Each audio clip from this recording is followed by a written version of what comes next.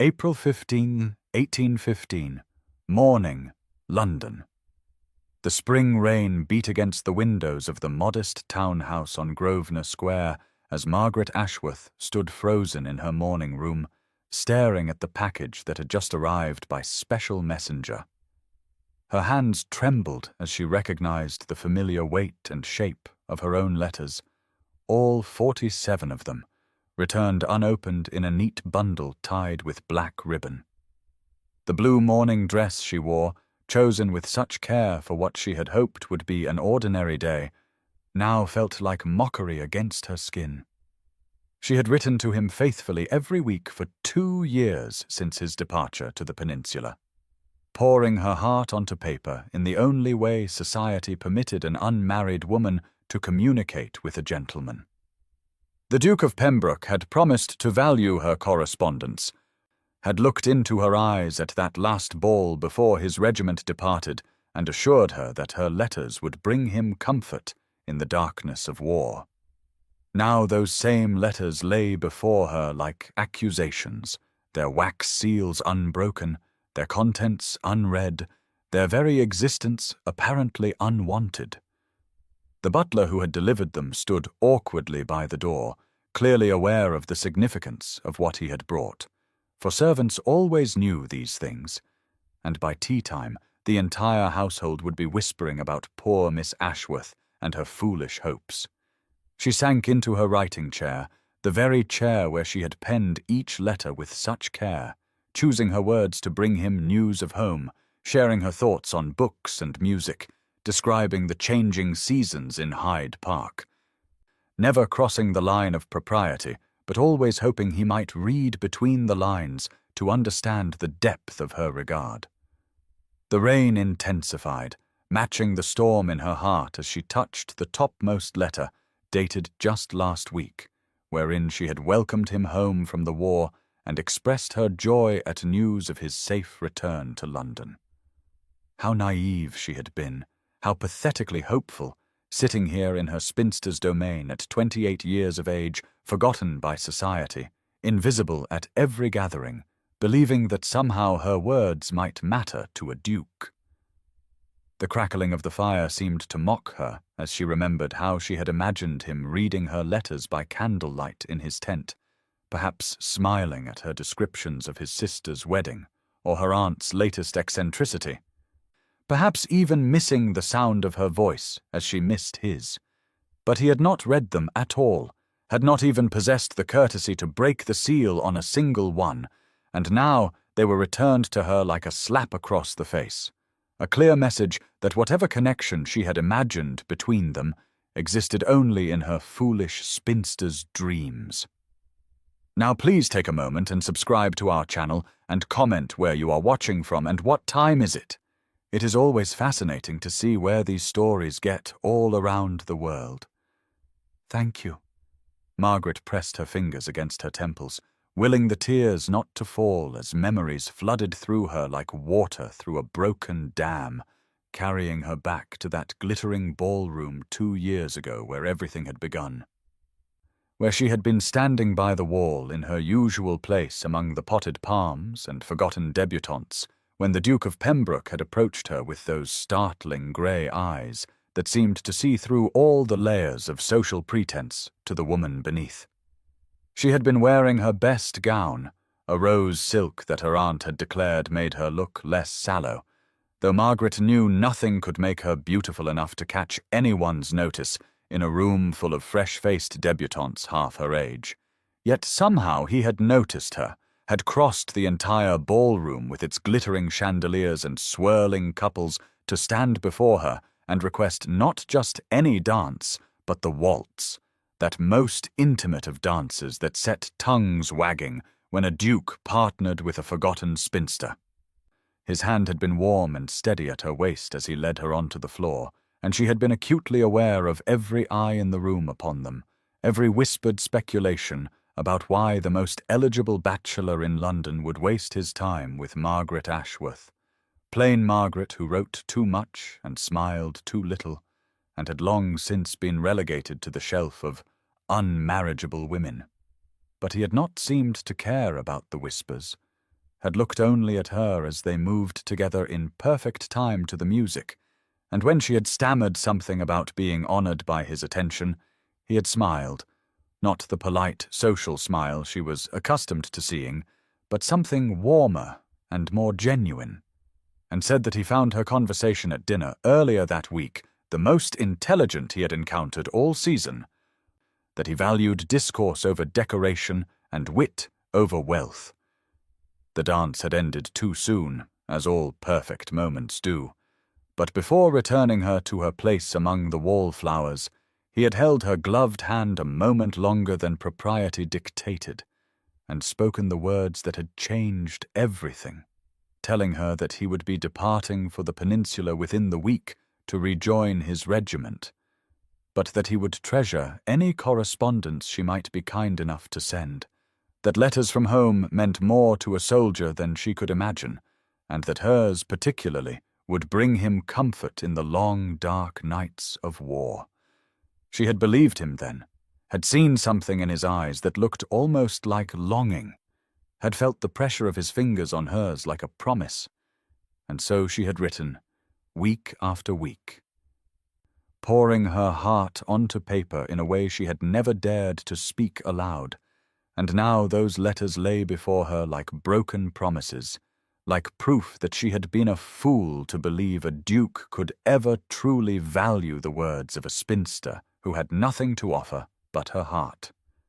The afternoon sun had shifted to cast long shadows through the morning-room windows by the time Margaret finally stirred from her chair, the bundle of returned letters still clutched to her chest, like armor against the world that would soon know of her humiliation. For servants talked and news travelled faster through the back stairs than through the front doors of Mayfair's finest houses, and already she could hear the telltale whispers beyond the door where the housemaids were no doubt discussing poor Miss Ashworth and her foolish dreams of correspondence with a duke. Her aunt's voice drifted from the hallway, that distinctive combination of concern and exasperation that Lady Beatrice Ashworth had perfected over the years of shepherding an increasingly unmarriageable niece through the treacherous waters of London society, and Margaret knew she must compose herself before facing the questions that would surely come, the gentle probing about the package that had arrived with such ceremony, only to leave such devastation in its wake. She rose on unsteady legs, her blue morning dress now wrinkled from hours of sitting in dejected stillness, and moved to the writing desk, where she carefully placed the bundle of letters in the drawer that had once held her hopes for the future, then closed it with a finality that echoed through her heart like the closing of a tomb. The mirror above the mantelpiece reflected back a face she hardly recognized, pale and drawn with shadows beneath eyes that had shed no tears, for she had learned long ago that tears changed nothing, solved nothing, only served to make one's appearance even less appealing than nature had already ordained. Lady Beatrice entered without knocking, as was her way, her silver hair perfectly arranged beneath a lace cap that had been fashionable 20 years ago, and which she refused to abandon despite Margaret's gentle suggestions, and her sharp blue eyes took in the scene with the perception of a woman who had lived through her own disappointments and recognized the signs in others. "My dear child," she said, her voice softer than usual as she approached Margaret with the careful movements of someone approaching a wounded animal. "Cook tells me you have not taken luncheon, and now we must prepare for the assembly at Lady Pemberton's this evening, though I would understand completely if you wished to send our regrets." Margaret straightened her spine, drawing on reserves of strength she had cultivated through years of being overlooked and forgotten, and managed a smile that felt like glass breaking across her face, as she met her aunt's concerned gaze with determination that surprised them both. For if she was to be pitied, she would at least face that pity with her head held high, rather than cowering at home like a mouse in its hole. "I shall attend," she said, her voice steadier than her hands, as she smoothed her wrinkled skirts and prepared to face whatever whispers and speculation awaited her in society's glittering ballrooms, where broken dreams were as common as champagne and far less refreshing. Lady Pemberton's assembly rooms glowed with the warm light of 100 candles reflecting off crystal chandeliers and gilt mirrors, the air thick with the scent of hothouse flowers and expensive perfume,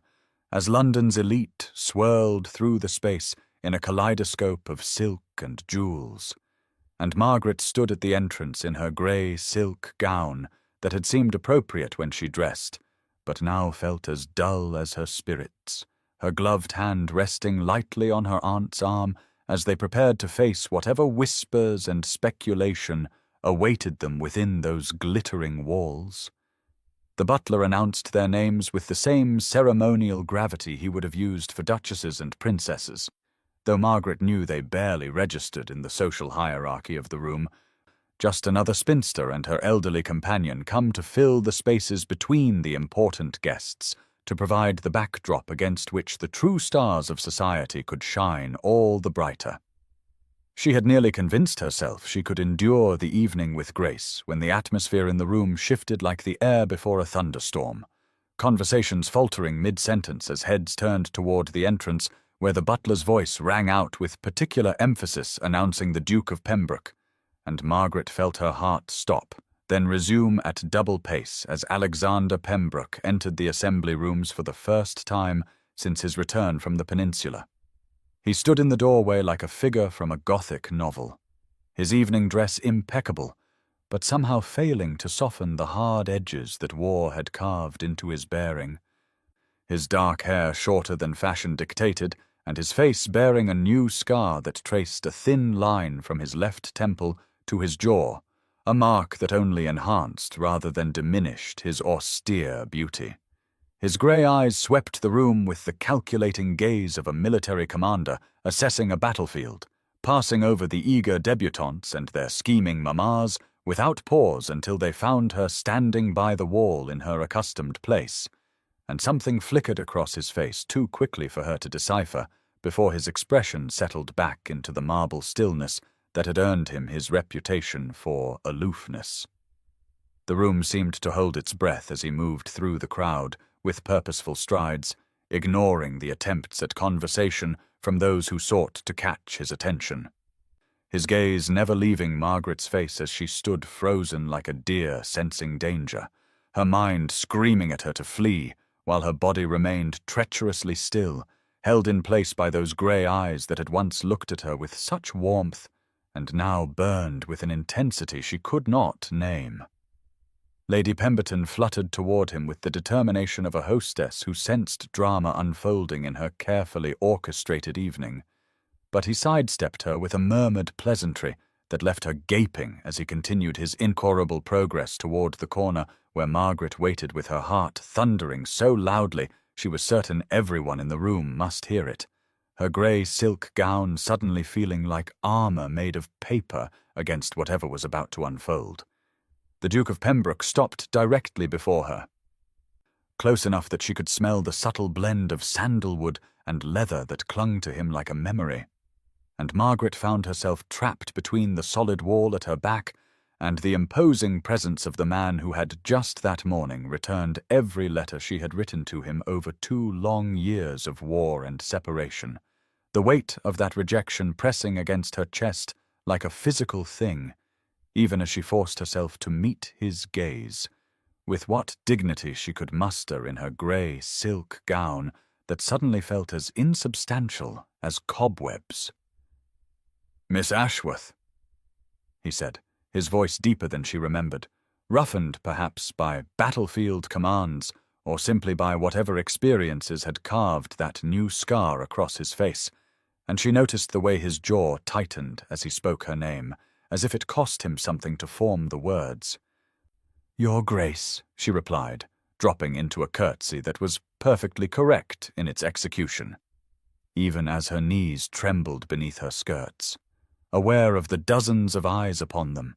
the conversations that had resumed in hushed tones all around them as society watched this unexpected drama unfold between the aloof Duke and the forgotten spinster. He extended his hand to help her rise, and she had no choice but to take it or appear churlish, feeling the warmth of his fingers through both their gloves, a warmth that sent an unwelcome flutter through her stomach as memories of another evening flooded back, of the last time he had taken her hand at a ball before riding off to war with promises she now knew meant nothing. "I must speak with you," he said, his words low and urgent. Meant only for her ears, though she was certain the nearest gossips were straining to catch every syllable. And there was something in his eyes that she could not read, an intensity that seemed at odds with a man who had just that morning demonstrated his complete indifference to her existence by returning 2 years' worth of correspondence unopened and unread. "I believe you have said quite enough, Your Grace," she replied, her voice steady despite the churning in her stomach. "Or rather, you have said nothing at all, which I suppose amounts to the same thing when one returns 47 letters without the courtesy of breaking a single seal." His fingers tightened almost imperceptibly on hers before he released her hand, and she saw something flash across his face that might have been pain, or might have been anger, or might have been something else entirely. But before she could decipher it, he leaned closer, his breath stirring the carefully arranged curls at her temple as he whispered, "You understand nothing of why those letters were returned, Miss Ashworth. Nothing of what it cost me to send them back, and I find I can no longer bear your ignorance on this matter. So I ask you, no, I beg you, grant me a private audience tomorrow morning so that I might explain what those letters truly mean to me." The morning light filtered through the lace curtains of the Ashworth drawing-room as Margaret sat in her usual chair by the window, her hands folded in her lap to hide their trembling, while she waited for the Duke of Pembroke to arrive for the private audience she had granted him against her better judgment, the memory of his urgent whisper at the assembly still echoing in her ears, alongside the skeptical warnings of her aunt, who had spent breakfast reminding her that men who returned letters unopened rarely had honourable explanations for such behaviour. The clock on the mantel chimed the hour of 11, each note seeming to stretch impossibly long, as Margaret wondered if he would even appear, or if this was merely another cruel twist in whatever game he was playing with her already battered heart, when the sound of a carriage drawing up outside made her spine straighten and her breath catch in her throat. The butler announced his grace with formal precision, and Alexander entered carrying a polished wooden box that he held with both hands as if it contained something precious or perhaps dangerous, his morning coat impeccable, but his face showing signs of a sleepless night. Those grey eyes that had haunted her dreams, finding hers immediately with an intensity that made her grateful she was already seated. "Thank you for seeing me," he said, his voice carefully controlled as he stood before her, still holding the mysterious box, and Margaret noticed how his fingers gripped the edges as if he feared it might slip from his grasp, or perhaps as if he feared what would happen when he set it down and no longer had anything to occupy his hands. "I could hardly refuse after your rather dramatic request last evening, Your Grace," she replied, pleased that her voice remained steady despite the way her heart was racing, "though I confess I cannot imagine what you could possibly say that would explain or excuse the return of 2 years' worth of correspondence without so much as breaking a seal to see what news they might contain from someone you claimed to consider a friend." He moved closer, setting the box carefully on the small table beside her chair, and she could not help but notice the way his hands lingered on the smooth wood before he straightened and met her gaze. Something raw and vulnerable flickering in his expression that was so at odds with the controlled soldier who had walked into Lady Pemberton's assembly the night before. "Miss Ashworth," he began, then stopped, running a hand through his hair in a gesture that spoke of frustration and something deeper. "Margaret, if I may, what you received yesterday morning was not what you believed it to be, not a rejection or a dismissal of your friendship, but rather—" and here he paused, gesturing toward the box with a hand that she noticed trembled slightly. "The only way I could think to deliver these to you, responses I have written to every single letter you sent me during my time away." All 47 of them, sealed and waiting for you to read them as I have read yours, over and over until I could recite them from memory." Margaret stared at the wooden box as if it might transform into something else entirely, her mind struggling to comprehend what Alexander had just told her while he stood there before her with an expression of such raw vulnerability that it made her chest tighten with an emotion she dared not name. And when she finally found her voice, it came out as barely more than a whisper. "You wrote responses to all of them?" He moved to sit in the chair across from her, a liberty he had not taken before, but which seemed necessary now, as his legs appeared unsteady, and she watched as he reached for the teacup she had poured earlier, with a hand that trembled visibly, the delicate china rattling against the saucer as he lifted it. And that was when she noticed properly, for the first time, the way his right hand seemed to curl differently than his left, the fingers not quite closing naturally around the cup's handle. "Every single one," he confirmed, setting the cup down without drinking, his grey eyes never leaving her face as if memorizing every flicker of emotion that crossed it. "Though I must explain, Margaret, why they were written when they were written, and why I could not simply send them to you as any reasonable man would have done." The morning light caught the edge of a scar that ran along his right hand from knuckle to wrist, partially hidden by his cuff, but visible enough to make her breath catch as understanding began to dawn. And he must have seen her notice because he slowly extended that hand between them, palm up, allowing her to see the full extent of the damage that war had wrought upon him. "Shrapnel," he said simply, though the single word carried the weight of untold suffering. "At Quatre Bras, 2 days before Waterloo, it tore through my sword hand and left me unable to hold a pen for months, unable to write even my own name, let alone the responses your beautiful letters deserved." Margaret found herself reaching across the space between them before she could think better of it, her fingers hovering just above his scarred palm, as if afraid that touching him might cause pain, and she felt tears prick at her eyes as she imagined him lying in some field hospital, receiving her letters but unable to reply,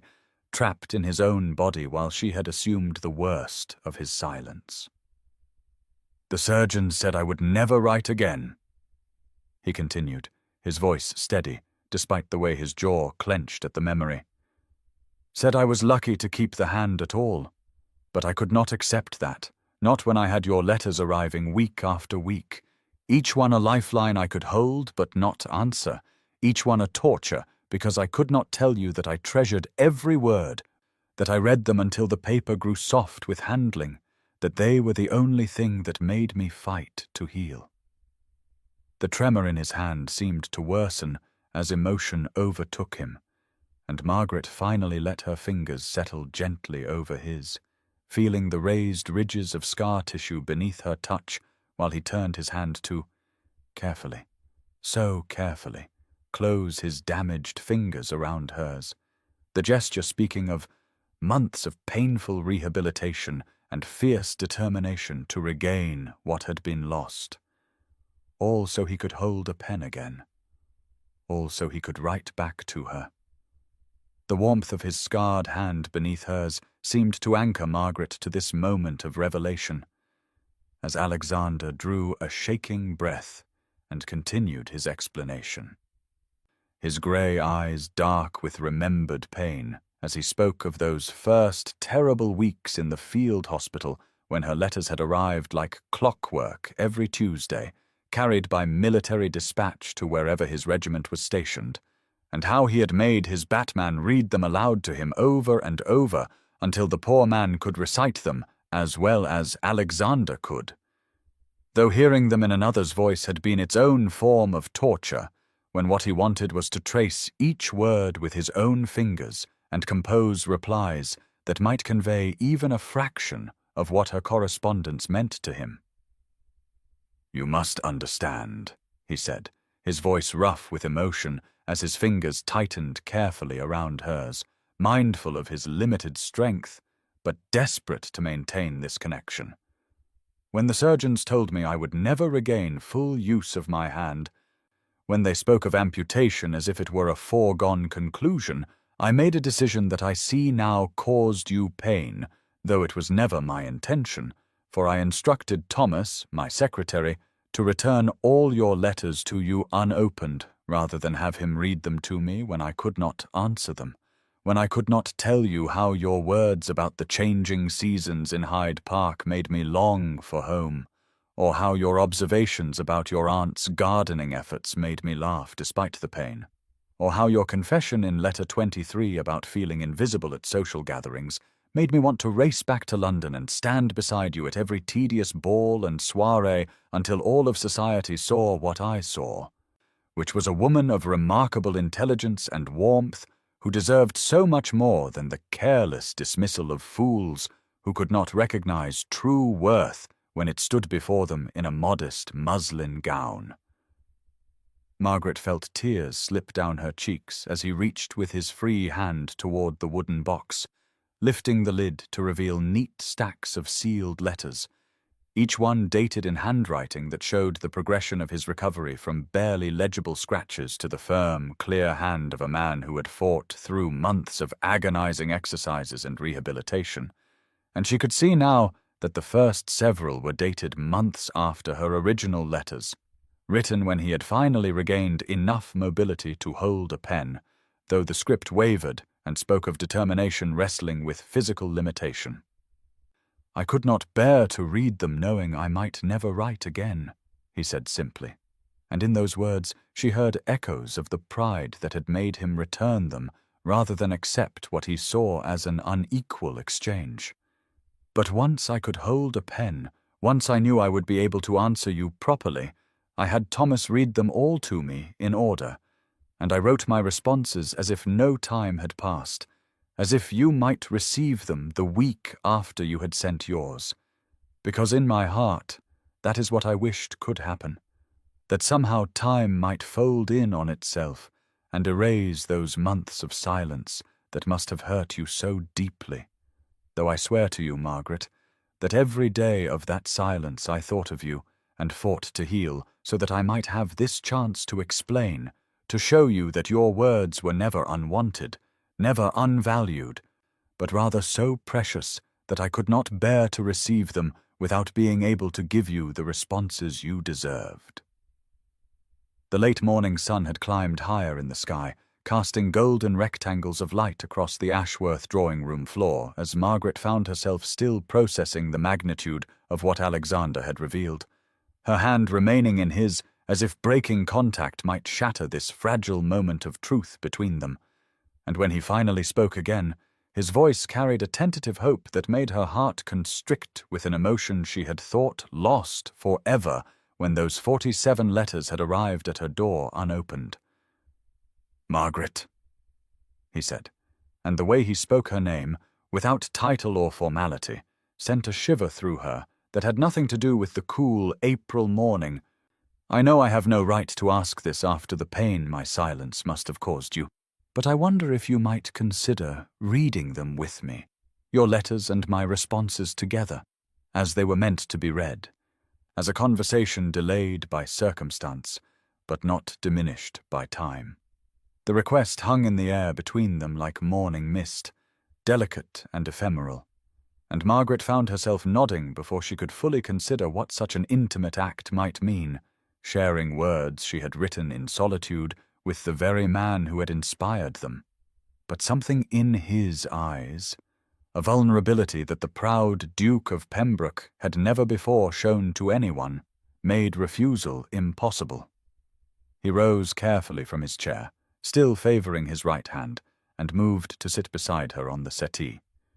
The proper distance between them somehow both too much and not enough, as he reached into the wooden box and withdrew 2 letters, one bearing her familiar script and one showing his painstaking hand, and Margaret felt her breath catch as she recognized her own first letter, written that night after he had left for the peninsula, when hope had still been fresh and untainted by months of silence. "Shall we begin at the beginning?" he asked softly, and there was something almost reverent in the way he handled the papers, as if they were sacred texts rather than simple correspondence. And Margaret found herself shifting slightly closer to him on the settee, drawn by some invisible force until their shoulders nearly touched, the warmth of his presence beside her both thrilling and terrifying in its intensity. "This first one," she said, her voice barely above a whisper as she looked at her own handwriting from 2 years past. "I wrote it the night after your farewell ball, when you had danced with me despite my mother's obvious disapproval,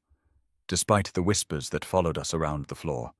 and you had said something about letters being windows to the soul that made me brave enough to write to you at all." His fingers brushed hers as he positioned his response beside her original letter, and she could see how the dates aligned in his mind, if not in reality, his reply written as if he had received her letter fresh, as if those long months of silence had never existed. And when he began to read his response aloud, his voice low and intimate in the quiet morning room, Margaret felt tears gather fresh in her eyes at the words he had fought so hard to write. Words that spoke of how her letter had been the first thing to make him smile after weeks of battlefield horror, how her descriptions of London life had given him something to hold on to when pain had threatened to consume him entirely. The April afternoon in Hyde Park held all the promise of spring fulfilled, with cherry blossoms drifting like pink snow across the carriage paths and the scent of early roses perfuming the air as Margaret walked beside Alexander, her lavender pelisse a soft contrast to his dark coat, and she could not help but notice how different this public promenade felt from all the others she had taken in her 28 years, for now she was not invisible, not overlooked, but rather the subject of intense scrutiny from every passing carriage and cluster of pedestrians who recognized the Duke of Pembroke escorting the Ashworth spinster with a devotion that was impossible to misinterpret. They had spent the past 4 days sequestered in her aunt's drawing room, reading their way through years of correspondence, and with each shared letter, with each revelation of how her words had sustained him through the darkest nights of pain, and how his responses revealed a depth of feeling she had never dared imagine, Margaret felt herself falling into something that transcended her girlish infatuation of 2 years past, something real and profound that made her chest tight with emotions she could barely name. "They are all staring," she murmured as they passed the Serpentine, where several fashionable ladies had actually stopped their conversation to watch them pass, fans fluttering with barely concealed excitement at this unexpected development.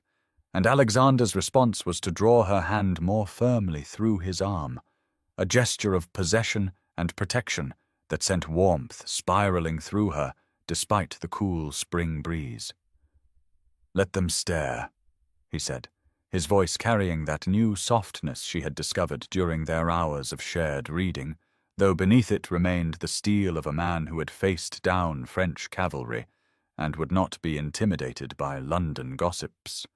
"For I find I no longer care what society thinks when I have spent 2 years caring far too much about what kept me from you, and besides, I rather think they should see that the woman they dismissed as unmarriageable has captured the attention of a duke, though in truth it is I who should be grateful for your attention, Margaret, for your letters revealed a mind and heart that any man of sense would treasure above all the celebrated beauties in London." The gravel path crunched beneath their feet as they turned toward the rose garden, and Margaret felt her cheeks warm at his words, even as she noticed how he had begun to use her name without hesitation, each utterance a small rebellion against the formal distance that society demanded. And when they paused beside a bed of early damask roses, their pink blooms echoing the color in her cheeks, he turned to face her fully, his grey eyes serious as he said, "I have been thinking about letter 37,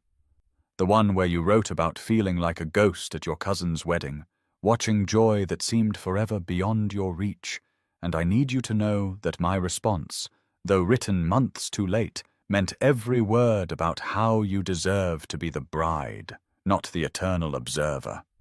And Margaret, I find myself hoping, perhaps presumptuously, that our correspondence might continue beyond these letters written in separation, that we might write a new chapter together, one where neither of us needs to wonder if our words will find a receptive heart. The candelabras in Lady Montague's music room cast dancing shadows across the assembled guests, as Margaret took her seat at the pianoforte, her fingers trembling slightly as they found their position above the ivory keys, aware that every eye in the room had followed her progress from Alexander's side to the instrument, their whispers following her like autumn leaves rustling in her wake,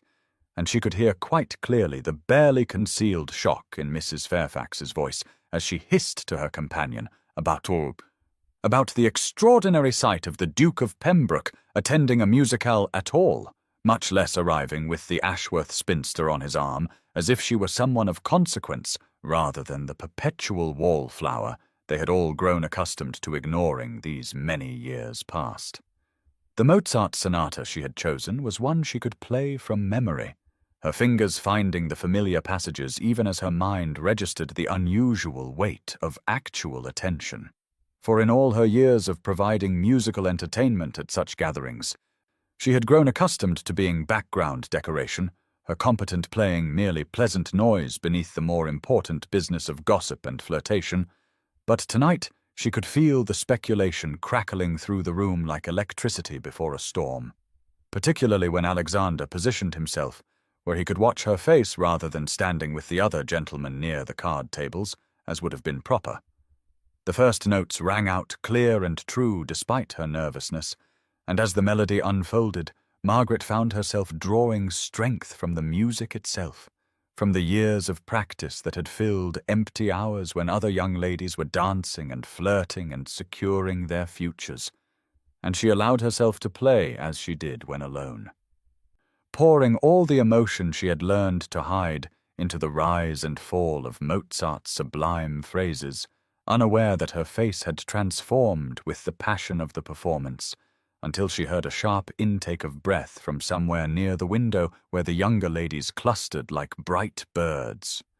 It was during the delicate passage of the second movement that she heard it clearly, Lady Crawford's distinctive voice cutting through the music with deliberate cruelty, as she remarked to her daughter that it was quite extraordinary what lengths some women would go to in their desperation,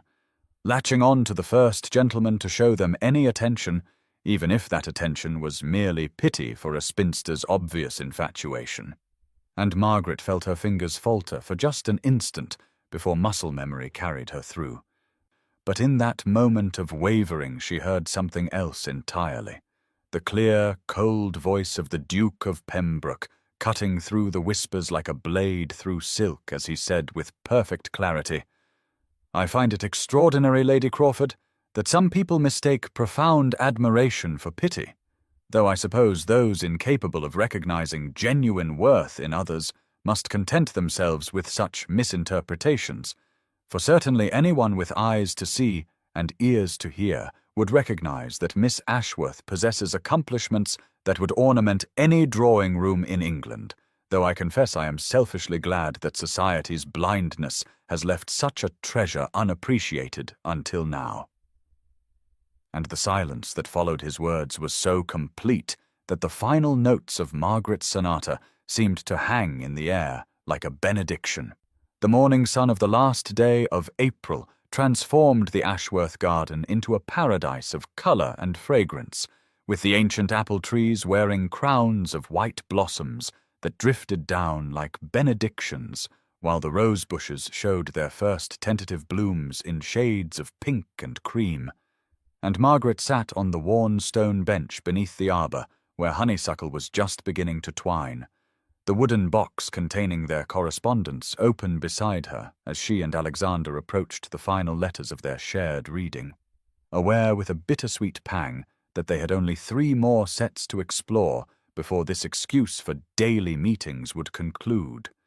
though what would come after she dared not assume, despite the tenderness that had grown between them with each revealed word.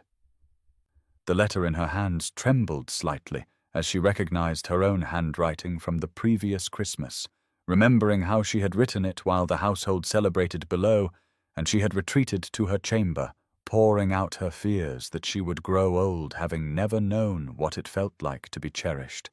to be someone's first thought upon waking rather than an afterthought at social gatherings. And she hesitated before reading aloud, knowing Alexander's reply waited in his hands, but he touched her wrist gently and said, "Read it, Margaret, for I have waited months to share my response with you." His voice, carrying that particular roughness she had learned, meant he was fighting strong emotion. Her voice was barely above a whisper as she read her confession of loneliness, of watching her cousins marry and have children while she remained the eternal aunt and companion, useful but never essential, loved in a distant way but never with the fierce devotion she witnessed between couples who had found their match. And when she finished, the garden seemed to hold its breath as Alexander unfolded his reply with hands that showed only the slightest tremor now, a vast improvement from 2 weeks ago, and began to read in that deep voice that seemed to reach into her very soul. "My dearest Margaret, you write of being unloved, and I must tell you that you are wrong, so profoundly wrong that I would travel 1,000 miles to convince you of this truth, for you have been loved with a devotion that borders on madness by a man too proud and too wounded to declare himself, a man who has carried your letters into battle and read them by candlelight in field hospitals, who has traced your handwriting when pain made sleep impossible, and found in your words the only peace he has known in 2 years of darkness." The apple blossoms continued their gentle fall as he read on, his reply revealing how each of her letters had become more precious than any military dispatch, how he had memorized passages that sustained him through fevered nights when his hand throbbed with agony and infection, threatened to claim more than just his ability to hold a pen, how her descriptions of ordinary London life had become his talisman against the horror of war,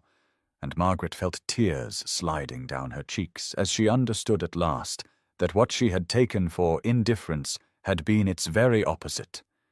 that he had loved her through ink and paper when flesh and blood were impossible, that every unopened letter had been an act of preservation against the possibility that he might never be able to answer them properly. The first drops of rain began to fall, just as Alexander finished reading his reply, the gentle patter on the apple blossoms above them creating a soft percussion that seemed to underscore the charged silence between them, and Margaret found she could not speak, could not move, could barely breathe for the weight of emotion pressing against her ribs, as she understood that this man beside her on the worn stone bench had loved her not in spite of her letters but because of them, had found in her ordinary observations and lonely confessions something worth preserving even when his own body betrayed him. And she watched through tear-blurred vision as he carefully folded the letter and placed it back in the box before turning to face her fully, his eyes holding depths of feeling that 2 weeks of daily meetings had only begun to reveal. The rain increased from a gentle misting to proper drops that began to penetrate the canopy of blossoms and leaves above them, and Alexander stood quickly, shrugging out of his coat to hold it over her head as he said, "Come, we must find shelter before you take a chill." But Margaret remained seated for a moment longer, looking up at him as raindrops caught on his dark lashes and traced paths down his cheeks that might have been tears or might have been rain, and she realized that they had reached the end of their excuse for these meetings, that only one set of letters remained unread, and the fear that had haunted her these past days crystallized into words as she asked, "What happens tomorrow, Alexander, when there are no more letters to share?" He lowered the coat slowly, letting the rain fall on them both as he knelt before her there in the garden with the scent of wet earth and apple blossoms surrounding them, taking her hands in his with infinite gentleness as he replied, "Then we begin writing new ones, my dearest Margaret, letters that need never be posted, because I intend to deliver every word in person, if you will allow me that privilege." And she saw in his eyes not just love, but intention, promise, a future she had never dared imagine, even in her most secret hopes. The rain was falling in earnest now, soaking through her mourning dress and his white shirt, but neither moved as he continued, "I have one more letter to share with you, one I wrote last night when I realized we were approaching the end of our correspondence, and I find I cannot wait until tomorrow to give it to you." And from his waistcoat pocket, he withdrew an envelope that bore her name in his careful script, the paper already beginning to spot with raindrops as he pressed it into her hands. And Margaret opened it with trembling fingers to find not the lengthy response she expected, but a single line that made her heart stop entirely before resuming at double pace. "My beloved Margaret, will you do me the honor of becoming my wife so that I may spend every remaining day of my life proving that you have never been unloved, only waiting for the love that was always yours?" The garden around them blurred through her tears as she looked from the letter to his face. Rain streaming down both their faces now, as nature seemed determined to wash away every pretense between them, and she whispered her answer. The first pale light of May Day had barely touched the London sky when the urgent knocking at the front door shattered the peaceful dawn, and Margaret, who had spent the night in a state of such complete happiness that sleep had eluded her entirely as she replayed Alexander's rain-soaked proposal and her breathless acceptance over and over in her mind, heard the commotion from her chamber and felt an immediate chill of premonition that something was about to threaten the joy that had seemed so perfect just hours before, when Alexander had kissed her in the garden with rainwater streaming down both their faces and promised to call on her aunt formally that very afternoon to request permission for their engagement. The sound of hurried footsteps on the stairs was followed by a soft knock on her door, and her lady's maid entered with an expression of barely concealed alarm, holding a letter that bore the unmistakable seal of the Duchess of Pembroke, Alexander's formidable mother, who had been travelling on the continent these past months, and whose absence had perhaps allowed their romance to bloom without the weight of her legendary disapproval. And Margaret took the letter with hands that trembled slightly as she broke the seal to find a summons written in imperious script that brooked no refusal. "Miss Ashworth, I have been informed of your presumptuous encouragement of my son's attentions, and I require your immediate presence at Pembroke House to discuss this unfortunate situation before irreparable damage is done to the family's reputation." Signed with a flourish that spoke of generations of unquestioned authority. Margaret read the words twice, 3 times, feeling each phrase like a cold blade cutting through the warm cocoon of happiness she had wrapped around herself. And she understood with crystalline clarity that this was the trial she had always feared would come, the moment when society would remind her of her place, of her age, of her lack of fortune and connections that made her an unsuitable match for a duke, regardless of the love that had grown between them through written words and whispered promises. Yet as she sat there in her night rail with her hair still damp from yesterday's rain and her lips still tender from Alexander's kisses, she felt something steel itself within her spine, a determination that had been forged through years of being overlooked and dismissed. And she knew that she would not retreat now, not when she had tasted what it meant to be truly loved. Rising from her bed, she called for her maid to help her dress in her best morning gown, the dove-grey silk that Alexander had once said made her eyes look like storm clouds, and as she prepared herself for what would surely be the most difficult confrontation of her life, she touched the wooden box on her dressing table that held out their correspondence, drawing strength from the physical proof of their connection, remembering Alexander's words from his letters about her quiet strength and dignity. Qualities the Duchess would soon discover were not so easily intimidated by titles and tradition, and Margaret lifted her chin as she prepared to fight for the future that had finally, impossibly, become possible, knowing that true love was worth any battle. The carriage ride to Pembroke House passed in what felt like mere moments despite the distance, and Margaret found herself standing before the imposing entrance with its columns that seemed designed to remind visitors of their insignificance. The dove-grey silk of her best morning gown feeling suddenly plain against the grandeur of polished marble and gilded details that spoke of centuries of wealth and power. Yet she lifted her chin and allowed the stone-faced butler to escort her through halls lined with portraits of stern-faced ancestors, whose painted eyes seemed to follow her progress with disapproval, until finally she was shown into a drawing-room that could have contained her aunt's entire house, where the Duchess of Pembroke sat enthroned in a chair that might as well have been a throne for all the authority it conveyed,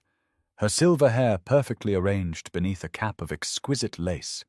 her posture rigid with the kind of dignity that had never known a moment's doubt about its place in the world. And when those cold blue eyes that were so like Alexander's, yet held none of his warmth, fixed upon Margaret, she felt the full weight of generations of breeding and privilege bearing down upon her. "So you are the creature who has ensnared my son," the Duchess said without preamble or invitation to sit, her voice carrying the kind of cutting precision that had reduced countless young ladies to tears over the decades.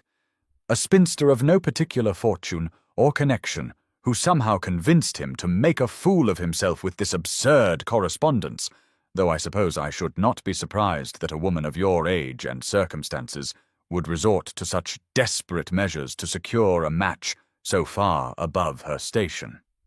And Margaret felt each word land like a physical blow, but remained standing straight. Her hands clasped calmly before her, though her heart raced with the kind of fear that comes from facing one's deepest insecurities made manifest. "Your Grace," Margaret began, her voice steadier than she had dared hope, "I have never sought to ensnare anyone, least of all your son,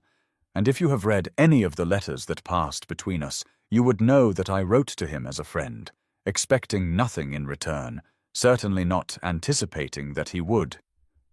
But the Duchess cut her off with a sharp gesture, rising from her chair with the kind of fluid grace that spoke of dancing masters and deportment lessons from childhood, moving to stand before Margaret with the full advantage of her height and presence. "Do not presume to tell me what I would know, Miss Ashworth, for I know exactly what kind of woman writes to a man for 2 years without encouragement, what kind of calculating patience it takes to wait for a vulnerable moment to press one's advantage. And I am here to tell you that whatever promises my son may have made in a moment of weakness, they will not be honored, for I will not allow the Pembroke name to be degraded by association with someone who brings nothing to the union but her own desperation." And Margaret felt something shift within her, not the crushing defeat the Duchess clearly expected, but rather a strange calm that came from recognizing that she had already survived her greatest fear of being deemed unworthy, had lived with that pronouncement from society for years, and found that it held less power over her now than the memory of Alexander's love. Margaret had barely slept after her confrontation with the Duchess, returning home in a state of numb shock that had given way to a restless night of replaying every cutting word, every dismissive glance. Yet when morning light filtered through her chamber windows on the 2nd of May, she rose with a strange sense of peace, knowing she had faced her greatest fear and survived it, had stood before the embodiment of everything society said she could never be, and found herself still standing, still breathing, still loving Alexander with a certainty that no amount of ducal disapproval could shake, though she dressed carefully in her blue morning dress, the same one she had worn that April morning when his letters had been returned, as if completing some circle of fate that had begun with apparent rejection and would end however it must end, with her dignity intact regardless of the outcome. She had just finished breaking her fast, managing only tea and a piece of toast that sat heavy in her stomach, when she heard the sound of a carriage arriving with unusual haste, the horse's hooves clattering on the cobblestones with an urgency that made her aunt look up from her correspondence with raised eyebrows. And before the butler could even announce the visitor, Alexander burst through the drawing-room doors with an expression of such fierce determination that Margaret's breath caught in her throat. His appearance dishevelled as if he had dressed hastily, his cravat askew and his dark hair falling across his forehead in a way that made him look younger, more vulnerable, yet paradoxically more commanding than she had ever seen him. "Margaret," he said, crossing to her in 3 swift strides and taking both her hands in his before she could even rise from her chair, his grip almost painful in its intensity. "Thomas told me everything, how my mother summoned you yesterday, what she said to you, and I am here to tell you that she had no right, no authority to speak for me or to presume what I will or will not do with my life, my choices, my heart." And his voice carried a roughness that spoke of his own sleepless night, of arguments fought and positions declared, of a man who had finally reached the point where love mattered more than duty. Behind him, Margaret became aware of Thomas Sinclair, hovering in the doorway with an expression of barely concealed satisfaction, and beyond him she could see servants gathering, drawn by the unprecedented drama of their mistress receiving a duke who had arrived without proper notice or ceremony, creating the kind of scene that would be whispered about in drawing-rooms across London by tea-time. Yet Alexander seemed oblivious to their audience as he pulled her to her feet, his hands still holding hers, as if he feared she might disappear if he let go. "Your mother made her position quite clear," Margaret began, but Alexander shook his head sharply, a gesture so unlike his usual controlled manner that it spoke volumes about his emotional state, and his next words came in a rush that revealed how much he had prepared to say, how much he needed her to understand. "My mother's position is not mine, has never been mine, and if I allowed her fears and prejudices to dictate my choices, then I would be no better than those who dismissed you as a spinster, who overlooked your worth because of arbitrary rules about age and fortune and connections, when the truth that our letters revealed is that you are the only woman who has ever truly seen me, known me, understood the man beneath the title." And as he spoke, Margaret felt the walls she had built around her heart to protect against disappointment beginning to crumble. "Alexander?" she whispered, aware of their audience, of the impropriety of this scene, yet unable to care about anything beyond the desperate hope in his eyes, the way his hands trembled slightly where they held hers, and he must have sensed her weakening resolve because he pressed on, his voice growing stronger, more certain. "Do you remember what I wrote in my final letter, the one we read together in the garden before the rain came, about how your words had become my anchor during the darkest days of war,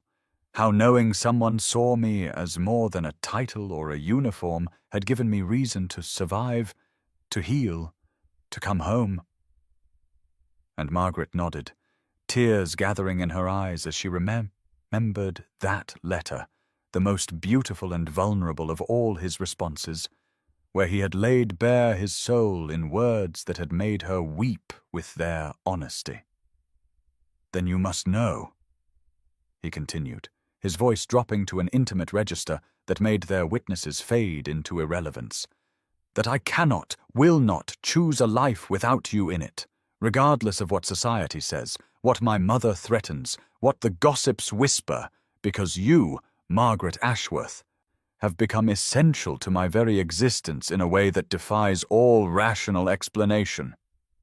And before she could respond, he did something that would be talked about for years to come, something so unprecedented that even Thomas Sinclair gasped. The Duke of Pembroke dropped to one knee in the middle of her modest drawing-room, still holding her hands,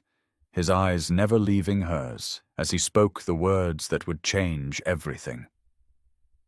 "I asked you once before in the rain, but I ask you again now, in full view of the world, with complete understanding of what it means. Will you marry me? Not because I am a duke or you are a spinster, but because we are two souls who found each other through words on a page and discovered that love can bloom in the most unexpected places. The morning of May 15th dawned with the kind of perfect spring weather that poets write about and brides pray for, sunlight streaming through gauze curtains to wake Margaret earlier than her maid had planned, though she had barely slept anyway, her mind too full of wonder at the transformation her life had undergone in just 2 weeks, from rejected spinster to the soon-to-be Duchess of Pembroke, a title that still felt foreign on her tongue, even as she rose to begin preparations for what society had deemed impossible, her wedding day arriving with all the sweet certainty of answered prayers and defied expectations. And as her maid helped her into the cream silk gown that had been rushed to completion by the most exclusive modiste in London, a woman who had nearly fainted when the Duke himself had accompanied Margaret to the fitting, insisting on the finest fabrics and most delicate lace, Margaret caught sight of herself in the looking-glass and barely recognized the woman staring back, her cheeks flushed with happiness rather than embarrassment, her eyes bright with anticipation rather than resignation, looking every inch a bride despite her 28 years that society had deemed too many. And she thought of all the mornings she had dressed carefully, only to face another day of invisibility, all the assemblies where she had been overlooked, all the whispers about poor Miss Ashworth and her unfortunate circumstance, only to arrive at this moment where none of that mattered anymore because Alexander had seen her, truly seen her, had read her heart in 47 letters and responded with his own, choosing love over duty, choosing her over his mother's objections and society's expectations. And as her aunt appeared in the doorway, tears bows already gathering in her eyes at the sight of her transformed niece, Margaret felt the full weight of the miracle that had occurred, that love had indeed found a way through the most unlikely of circumstances, through unopened letters and wounded hands, through social prejudice and maternal disapproval, to bring them to this moment where she would walk down the aisle of St. George's not as a desperate spinster grasping at her last chance, but as a woman fully seen, fully known, fully loved. And when the carriage arrived to take her to the church, when she saw the small crowd that had gathered despite the early hour and intimate nature of the ceremony, she understood that their story had captured something beyond mere gossip, had become a testament to the possibility that love could bloom in the most unexpected places, that happy endings could come to those who society had written off. And as she entered the church on her aunt's arm, the space filled with only their closest friends and the servants who had watched their romance unfold, her eyes found Alexander waiting at the altar, his face transformed by a smile of such pure joy that her heart nearly stopped. And in that moment, she knew that every letter written, every word shared, every moment of doubt and pain had led them here, to this perfect morning where the spinster and the Duke would become simply Margaret and Alexander, bound together by far more than vows, bound by letters that had revealed two souls meant to find each other, despite every obstacle the world had placed in their path. The wedding breakfast at Ashworth House on the morning of May 16th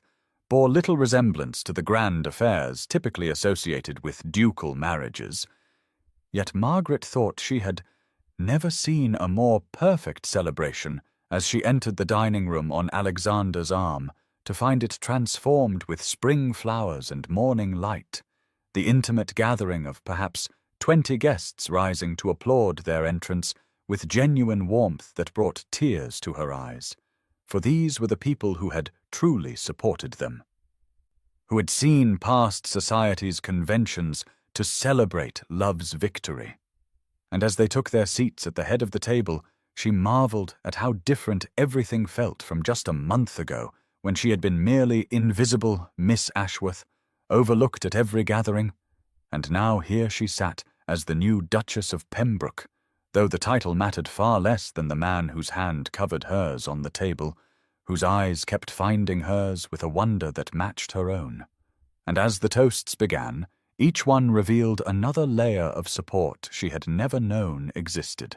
Starting with Thomas Sinclair, who rose first, his usually reserved demeanor giving way to obvious emotion as he raised his glass and spoke of watching his friend and employer transform from a man hollowed out by war to one renewed by love,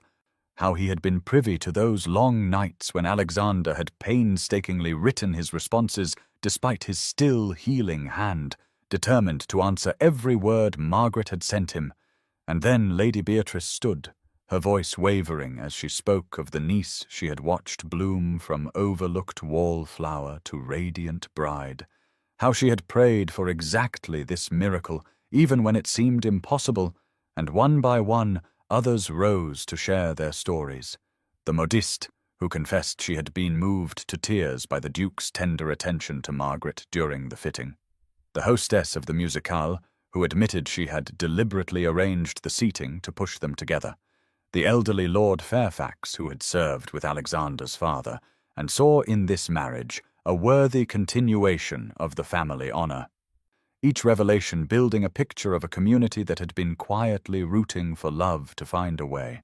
And when the butler brought in an enormous wooden crate that required 2 footmen to carry, Alexander's face lit up with boyish delight as he encouraged Margaret to open it, revealing inside the most exquisite writing desk she had ever seen, crafted from rosewood with mother-of-pearl inlay, dozens of small drawers and compartments for storing letters, and a silver plate engraved with both their initials intertwined, a gift that drew gasps from the assembled guests, but meant even more to Margaret for what it represented. Alexander's understanding that their letter-writing had not ended with marriage, but would continue as part of their daily life together, and as she ran her fingers over the smooth surface, imagining all the letters they would write side by side at this desk, she felt the last piece of her transformation click into place.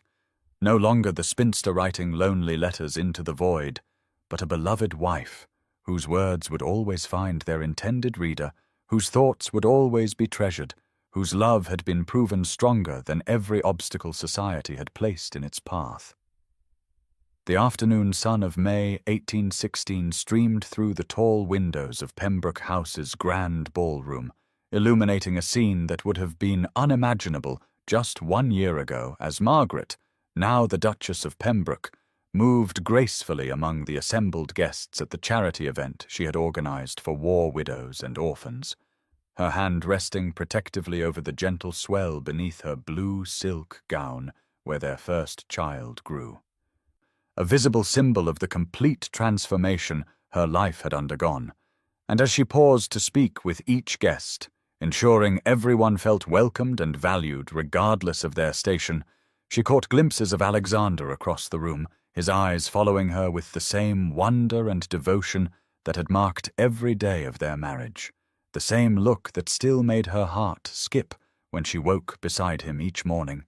And Lady Beatrice, seated near the refreshment table and holding court with several other elderly ladies, beamed with pride at her niece, who had become one of the most beloved duchesses in London society, not through grand gestures or ostentatious displays, but through the same quiet kindness and genuine warmth that had always defined her character, qualities that society had once overlooked, but now celebrated. And Margaret smiled as she noticed Mrs. Morrison, the head housekeeper, discreetly wiping tears as she watched her mistress comfort a young widow, remembering perhaps how this same duchess had once been dismissed as a hopeless spinster. And the transformation extended beyond just Margaret herself, for Alexander too had changed, the shadows that had haunted him upon his return from war gradually lifting under the influence of their daily letter exchanges, a practice they had maintained even after marriage, sitting together each evening at the beautiful rosewood desk to share their thoughts and dreams on paper as they had during their courtship. And as Margaret moved to greet the Duchess of Worthington, who had become an unexpected ally after witnessing Margaret's dignity in the face of her mother-in-law's initial opposition, she reflected on how wrong society had been about so many things, about the value of a woman past her supposed prime, about the possibility of love blooming from the most unlikely circumstances, about the power of words written from the heart to bridge any distance. And when a young woman approached hesitantly, clearly uncomfortable in such grand surroundings, Margaret immediately recognized the look of someone who felt invisible in a crowded room, the same expression she had worn for so many years, and she took the girl's hand warmly, drawing her into conversation and learning that she too was considered past marriageable age at 26, had been told too many times that her chances were gone, and Margaret felt Alexander's presence beside her before his hand touched her back, both of them understanding without words what needed to be said. And together they spent the next half hour with the young woman, sharing just enough of their own story to plant seeds of hope, to suggest that sometimes the very things society deemed impossible were merely waiting for the right moment to bloom into reality. And as the afternoon wore on, Margaret felt the baby move within her, a flutter of new life that seemed to punctuate the complete circle her journey had taken, from lonely spinster writing letters into the void, to cherished wife and soon-to-be mother, surrounded by love and purpose, proof that happy endings were not reserved only for the young and conventionally beautiful, but could come to anyone brave enough to keep hoping, to keep writing their truth, to keep believing that somewhere, someone would read their words and understand their heart completely. That evening, as the last guests departed from the charity event and the grand ballroom fell quiet, save for the servants beginning to clear away the remnants of the celebration, Margaret found herself in the private study she shared with Alexander, seated at the rosewood desk that had become the heart of their daily ritual, the lamplight casting a warm glow over the blank pages before her as she dipped her pen in ink and began to write. Not to some distant correspondent this time, but directly to you, dear listener, who have followed this journey from its darkest moments to its brightest triumph. For she understood now that every story of love found against the odds carries within it a message for those still waiting, still hoping, still wondering if their time will ever come. And as Alexander entered the room, moving quietly despite his size, coming to stand behind her chair and rest his hands gently on her shoulders, she felt the familiar comfort of his presence, the man who had taught her that love letters need not go unanswered, that patience and faith could transform even the most hopeless situation into something beautiful beyond imagining. And together they sat in companionable silence as she continued writing, sharing with you the truth she had learned through those long months of uncertainty and revelation, that sometimes what appears to be rejection is actually the deepest form of devotion, that the person who seems unreachable may be fighting battles you cannot see to make themselves worthy of your affection, that age and convention and society's narrow definitions of value mean nothing when two hearts recognize each other across a crowded room or through words written on a page. And as she felt the baby move again within her, a reminder of all the new life and possibility their love had created, she wanted you to know that your own stack of metaphorical unopened letters, whatever form they might take, whether actual correspondence or dreams deferred or hopes that seem foolish to others, all of these deserve to be honored and held sacred, for you never know when someone might arrive at your door with their own box of carefully crafted responses, having taken the time to answer every single word you thought had fallen on deaf ears, and if a spinster of 28, deemed past all hope of marriage,